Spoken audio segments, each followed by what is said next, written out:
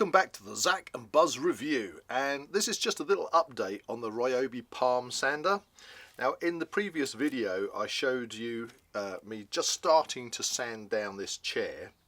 Well, I used the palm sander using the large 18 volt +1 system battery. It took me for about an hour to completely sand this chair down. It's done an absolutely super job. Battery still has power in it, so that's great. So overall I'm very impressed with this sander.